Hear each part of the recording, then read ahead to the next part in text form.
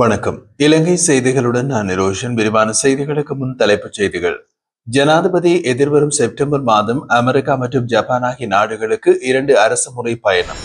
பாடசாலைகளில் விளையாட்டுத்துறையில் நிலவும் பிரச்சனைகள் குறித்து விளையாட்டு அமைச்சின் அதிகாரிகள் பிரதமர் கலாநிதி ஹரணி அமரசூரி ஆகியோருக்கு இடையில் சந்திப்பு. விரிவாக்கப்பட்ட பண விநியோகத்தின் உண்மைகளை சரிபார்க்க மத்திய வங்கி அரசு நிதி பற்றிய குழுவிற்கு அழைக்க பாராளுமன்ற உறுப்பினர் தயாசிரி ஜெயசேகர சபாநாயகருக்கு கடிதம். மேலதிக நேர கொடுப்பனவு இனி அதிகரிக்கப்பட மாட்டாது. கைரேகை ஸ்கேனர் இயந்திரம் கட்டாயமாக பொருத்தப்படும். அமைச்சர் நலிந்த ஜாதிச தெரிவிப்பு. இனி விரிவான செய்திகள். ஜனாதிபதி அனுரகுமார திசாநாயக்க எதிர்வரும் செப்டம்பர் மாதம் அமெரிக்கா மற்றும் ஜப்பான் ஆகிய நாடுகளுக்கு 2 அரசுமுறை பயணங்களை மேற்கொள்ள உள்ளார் என்று தகவல்கள் வெளியாகியுள்ளன. அமெரிக்க பயணத்தின் போது ஜனாதிபதி நியூயார்க்கில் நடைபெறும் ஐக்கிய நாடுகள் பொதுச்சபையின் 80வது அமர்வில் கலந்து கொண்டு விசேட உரையாற்றுவார். அதே நேரத்தில் அமெரிக்க வரி விதிப்பின் எதிர்கால நடவடிக்கைகள் தொடர்பாக அமெரிக்க அதிகாரிகளுடன் முக்கிய பேச்சுவார்த்தைகளில் ஈடுபடுவார். ஜனாதிபதி அமெரிக்கா செல்வது செப்டம்பர் 22ஆம் தேதியாகவும் ஐநா பொதுச்சபையில் உரையாற்றுவது 24ஆம் தேதியாகவும் நிர்ணயிக்கப்பட்டுள்ளது. அமெரிக்க பயணத்தை தொடர்ந்து ஜனாதிபதி செப்டம்பர் 27ஆம் தேதி ஜப்பான் செல்கின்றார். ஜப்பானிய பிரதமர் அழைப்பின் பேரில் நடைபெறும் இந்த பயணத்தில் அவர் அந்த நாட்டு பிரதமர் மற்றும் பல்வேறு தரப்பினருடன் இருநாட்டு ராஜதந்திர மற்றும் பொருளாதார உறவுகள் தொடர்பான கலந்துரையாடல்களில் ஈடுபடுவார். இலங்கையின் தற்போதைய அரசின் பின்புலத்தில் ஜனாதிபதி அனுரகுமார திசாநாயக்க இந்தியா, சீனா, ஐக்கிய அரபு ராஜ்யம், வியட்நாம், ஜெர்மனி மற்றும் மாலத்தீவு ஆகிய நாடுகளிடையே அதிகாரப்பூர்வ பயணங்களை மேற்கொண்டுள்ளார். இந்த சிறப்பு பயணங்களின் தொடர்ச்சியாக அமெரிக்கா மற்றும் ஜப்பான் பயணங்கள் இடம்பெறுவதாகவும் தெரிவிக்கப்படுகிறது.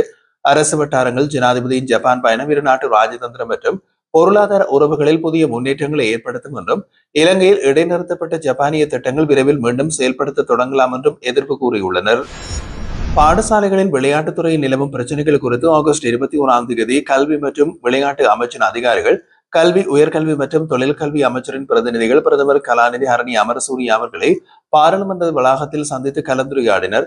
இதில் கல்வி மற்றும் விளையாட்டு அமைச்சுக்களிடையே தொடர்பாடலை உறுதி செய்தல் அவசியம் என்றும், பாடசாலை விளையாட்டுத்துறையை மேம்படுத்தும் வழிகள், அனுமதிப்பத்திர பிரச்சனைகள், பயிற்றுவிப்பாளர்களால் ஏற்படும் வன்முறை, மாணவர்களின் உடல் உள ஆரோக்கியத்தை முன்னிலைப்படுத்தும் விளையாட்டு கலாச்சாரத்தை உருவாக்குதல் ஆகியவை கவனிக்கப்பட்டது. பிரதமர் அனைத்து மாணவர்களும் விளையாட்டில் பங்கேற்கக்கூடிய வாய்ப்புகளை பெற வேண்டும் என்றும், கல்வி மற்றும் விளையாட்டு அமைச்சுக்கள் இணைந்து தொடர்ந்தும் நடவடிக்கை எடுக்க வேண்டும் என்றும் வலியுறுத்தினார்.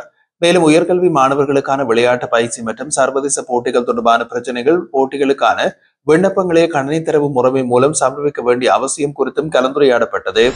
பாராளுமன்ற உறுப்பினர் தயாசிரி ஜெயசேகர சபாநாயகருக்கு கடிதம் அனுப்பி விரிவாக்கப்பட்ட பண விநியோகத்தின் உண்மைகளை சரிபார்க்க இலங்கை மத்திய வங்கி அரசாங்க நிதி பற்றிய குழுவிற்கு அழைக்க வேண்டியுள்ளதை கூறியுள்ளார். கடிதத்தில் மனித உரிமைகளுக்கான கேந்திர நிலையத்தின் நிர்வாக அதிகாரி ரஞ்சித் கீர்த்தி தென்னகோன் வெளியிட்ட அறிக்கையில் அரசாங்கம் புதிய நாணயத்தாள்களை அச்சிட்டுள்ளதாக குறிப்பிடப்பட்டதை முன்வைத்து இந்த தகவல்களை உண்மையாய் நிதிக்குழுவில் விளக்க வேண்டியது என்று தயாசிரி ஜெயசேகர தெரிவித்துள்ளார். கடந்த செவ்வாய்க்கிழமை பிரதி நிதியமைச்சர் அனில் ஜெயந்த பெர்னாண்டோ பாராளுமன்றத்தில் இதனை நிராகரித்து தற்போதைய காலகட்டத்தில் எந்த ஒரு நாணய அச்சிடலும் அரசாங்கம் ஈடுபடவில்லை என்றும், அதற்கான சட்ட ரீதியான அனுமதி இல்லாமையினால் புதிய நாணய அச்சிடல் நிகழவில்லை என்றும் தெரிவித்திருந்தார்.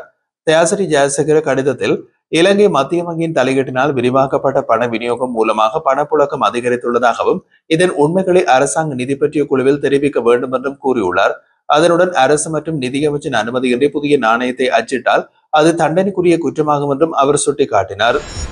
யாழ்ப்பாணம் மயிலட்டி துறைமுகத்தை நவீன துறைமுகமாக மாற்றும் பணிகள் வெகு விரைவில் ஆரம்பிக்கப்பட உள்ளதாக கடல் தொழில், நீரியல் மற்றும் கடல் வளங்கள் அமைச்சர் ராமலிங்கம் சந்திரசேகர் தெரிவித்தார். அதேவேளை கிழக்கு மாகாண வாழைச்சேனை துறைமுகத்தை விரிவாக்கும் பணிகள் அடுத்த ஆண்டில் தொடங்கப்படும் என்றும், இதற்காக 1700 மில்லியன் ரூபாய் ஒதுக்கப்பட்டுள்ளது. செயலிழந்த ஒலுவில் துறைமுகம் காரணமாக மீனவர்கள் சந்திக்கும் சவால்களை சமாளிக்க இது முக்கியமானதாகும். மேலும் மன்னாரில் பேசாலையில் புதிய இறங்கு துறைமுகத்தை அமைக்க நடவடிக்கை எடுக்கப்பட்டு உள்ளூர் மக்களுடன் ஆலோசனை நடத்தி குறைகளை தீர்க்கவும் திட்டமிடப்பட்டுள்ளது. யாழ்ப்பாணம் குருநகர் பகுதியில் இறங்கு துறைமுகம் அமைப்பதற்கான ஆரம்ப பணிகள் நடைபெற்று பின்னர் நிதி ஒதுக்கப்படும் என்றும் அமைச்சர் தெரிவித்தார். மத்திய தபால் பரிவர்த்தனை நிலையத்தில் பணி புறக்கணிப்பு குறித்து பாராளுமன்றத்தில் வியாழக்கிழமை விவாதங்கள் நடைபெற்றன. சுகாதார மற்றும் ஊடகத்துறை அமைச்சர் நலிந்த ஜாதிச மேலதிக நேர கொடுப்பனவு இனி அதிகரிக்கப்பட மாட்டாது. கைரேகை ஸ்கேனர் இயந்திரம் கட்டாயமாக பொருத்தப்படும். அமைச்சர் மேலும் கூறுகையில், தபால் சேவையின் வருமானத்தில் 70% சம்பளத்திற்கும் மேலதிக நேர கொடுப்பனவுக்கும் செலவாகும். எனவே பெரும் சம்பளத்திற்கு அதிகாரிகள் பொறுப்பேற்க வேண்டியிருக்கின்றது. தொழிற்சங்கங்கள் முன்வைத்த 17 கோரிக்கைகளில் சம்பளம், நியமனங்கள், தபால் நிலையங்களை புதுப்பித்தல் உள்ளிட்ட பல கோரிக்கைகள் ஏற்கப்பட்டுள்ளது. ஆனால் மேலதிக நேர கொடுப்பனவை அதிகரிக்க முடியாது என்றும், கைரேகை ஸ்கேனர் பொருத்துவது கட்டாயம் என்றும் அமைச்சர் உறுதிப்படுத்தினார். இதற்கிடையில் பணிப்புறக்கணிப்பில் ஈடுபட்ட சில சேவையாளர்கள் எதிர்க்கட்சியினருடன் தொடர்புடையதாகவும் அவர் குறிப்பிட்டிருந்தார். பொதுமக்கள் சேவையில் பாதிப்பு ஏற்படாமல் இந்த நடவடிக்கைகள் எடுக்கப்பட்டுள்ளது என்றும் அவர் குறிப்பிட்டார்.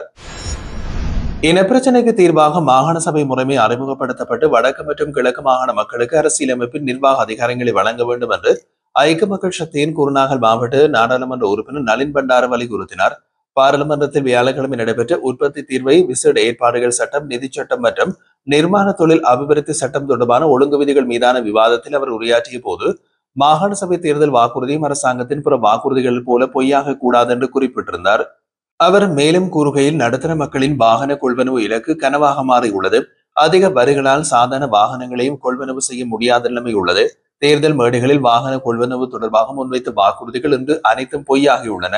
மேலும் தபால் சேவையாளர்கள் முன்னெடுக்கும் பணிப்புறக்கணிப்பு போராட்டம் குறித்து அவர் அரசாங்கம் ஒன்றை போன்று கூறுகின்றது, தொழிற்சங்கத்தினர் வேறொன்றை போன்று தெரிவிக்கின்றார்கள். எனவே இந்த விடயத்தில் அரசாங்கம் வெளிப்படை தன்மையுடன் செயல்பட வேண்டும் என்றார். அவரது கருத்தில் ஜனாதிபதி அனுரகுமார திசாநாயக்க தலைமையிலான அரசாங்கத்திற்கு அரசு சேவையாளர்கள் மற்றும் தொழிற்சங்கங்களின் முழுமையான ஒத்துழைப்பு கிடைத்தது. எனவே அவர்களின் கோரிக்கைகளை அரசாங்கம் செவிசாய்க்க வேண்டும் என்றும் வலியுறுத்தினார். கஞ்சா பயிர் செய்கைக்கு அரசாங்கம் அனுமதி வழங்கியதை வரவேற்கின்றேன் என்று அவர் தெரிவித்தார். பொருளாதார மீழ்ச்சிக்கு முன்னேற்றமான தீர்மானங்களை எடுக்க வேண்டும். மேரிகம பகுதியை கஞ்சா பயிர் செய்கைக்கு தேர்ந்தெடுத்தது பொருத்தமில்லாதது. முதலீட்டு ஊக்குவிப்பு சபைக்கு சொந்தமான மற்றொரு பகுதியை தேர்வு செய்ய அரசாங்கம் நடவடிக்கை எடுக்க வேண்டும். நளின் பண்டார தனது உரையில் மாகாண சபை தேர்தல் கால வரையின்றி பிற்போடப்பட்டுள்ளது. ஜனாதிபதி வாக்குறுதி அளித்திருந்த மாகாண சபை தேர்தல் குறித்து ஆட்சிக்கு வந்து ஒரு வருடம் கடந்துள்ள நிலையில் சாதகமான நடவடிக்கைகள் எடுக்கப்படவில்லை. மாகாண மக்களுக்கு அரசியலமைப்பு சட்டத்தின் அடிப்படையில் நிர்வாக அதிகாரங்களை வழங்க மாகாண சபை தேர்தலை உடனடியாக நடத்த வேண்டும் என்று வலியுறுத்தியுள்ளார்.